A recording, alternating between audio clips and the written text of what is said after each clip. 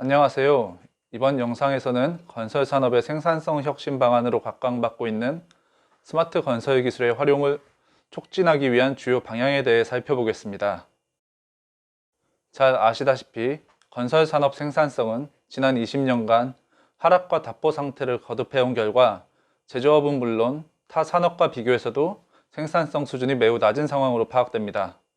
특히 지난 2015년 정부가 발표한 건설산업 혁신 방안에 따르면 우리 건설산업의 생산성은 시간당 18.7달러 수준으로 영국이나 프랑스, 독일 등 타 국가와 비교해서도 낮은 상황으로 더욱 심각한 상황에 처해 있다고 말씀드릴 수 있겠습니다. 이러한 상황에서 지난 2016년부터 4차 산업혁명을 화두로 각종 스마트 기술들이 등장했는데요.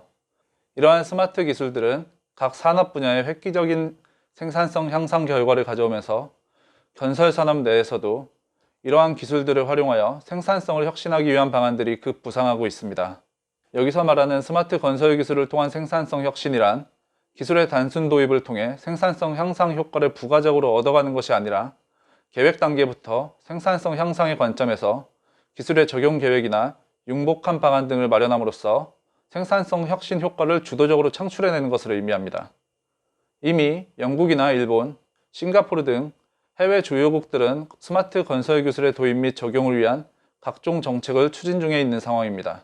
그 내용을 간단히 살펴보자면 정부 차원의 스마트 건설 사업의 발주, 스마트 건설 기술 적용에 따른 가점 제도 등의 운영, 이 외에도 기술 도입 과정에서 불가피하게 발생할 수밖에 없는 각종 규제 사항 등을 빠르게 해소함으로써 사업의 효율적 운영을 지원하기 위한 위원회 등을 운영하고 있습니다. 이러한 정책 방향을 정리하면 스마트 건설 기술 및 사업의 활성화를 위한 정책은 공공이 주도하되 그 방향에 있어서는 민간 시행자 또는 사업자의 수요를 유도하여 산업 자체적인 경쟁력을 확보할 수 있도록 정책을 구사하고 있었습니다. 물론 우리 정부 역시 지난 2017년 4차 산업혁명 대응 계획을 시작으로 스마트 건설 기술 도입을 통해 건설 산업의 생산성을 향상하고자 각종 노력을 기울이고 있는 상황입니다. 간략히 살펴보자면 앞서 말씀드린 4차 산업혁명 대응 계획에서는 인프라 시설에 대한 스마트 기술 적용 방안을 제시하였고, 이에 이어 법정 상의 계획인 제6차 건설기술진흥 기본계획에서는 생산성 향상 목표 등을 제시함으로써 스마트 건설 기술의 활용 목적을 명확히 하였습니다. 이 외에도 지난 2018년 발표한 건설산업 혁신 방안에서는 스마트 건설 기술의 개발 및 확보를 위한 R&D 추진 계획 및 기술 적용 방안을 일부 제시한 바 있으며, 스마트 건설 기술 로드맵에서는 그간의 정책에도 불구하고 여전히 개별 사업 단위에서 스마트 기술을 도입 및 적용하기 위한 유도책은 부족한 상황이며, 이외에 개별 사업 단위에서 스마트 건설 기술을 도입할 경우 발생할 수 있는 각종 규제 사항에 대한 정비는 제한적인 상황이었습니다. 실제로 건설 사업은 사업의 기획 단계부터 유지관리 단계까지 복잡다기한 법률이나 각종 규제에 영향을 받게 되며 해당 법률 및 규제를 소관하는 부처 또한 광범위한 상황입니다.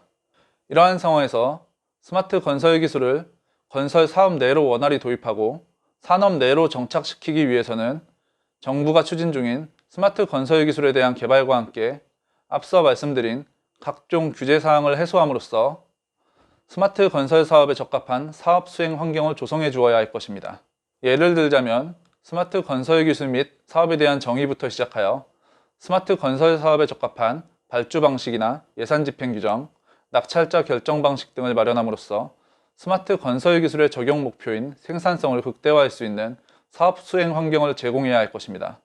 그렇다면 어떤 요인들이 규제로 작용하여 스마트 건설 기술의 도입을 저해할 수 있는지 몇 가지만 살펴보겠습니다. 우선 발주 방식입니다. 스마트 건설 기술의 활용 목적이 생산성 향상임을 고려하면 사업 초기 단계부터 해당 사업을 최대한 효율적으로 수행하기 위한 계획 등을 마련해야 하며, 이는 일부 공사보다는 사업 전체의 관점에서 이루어져야 할 것입니다. 하지만 현행 우리 발주 방식 하에서는 전기공사나 정보통신공사, 소방시설공사에 대한 의무분리 발주 규정 등으로 인해 통합적 관점에서 효율적 사업계획을 수립하기에 한계가 있는 상황입니다. 다음으로 예산 집행 규정과 관련한 사항입니다. 스마트 건설 사업의 경우 생산성 향상을 목적으로 하기에 대형, 장기 공사에 적용될 가능성이 높을 것입니다.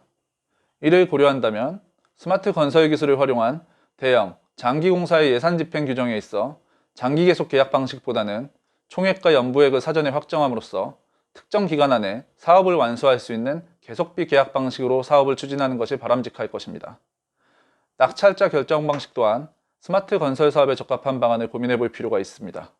스마트 건설 사업의 경우 생산성 향상을 위해 각종 사업 기법이나 스마트 요소 기술들을 적용한다는 점을 고려하면 기존 낙찰자 결정 방식과 같이 최저 가격 입찰자를 낙찰자로 선정하는 가격 중심의 방식으로는 사업의 원활한 수행이나 계약자를 선정하는 데 한계가 있을 것으로 판단됩니다.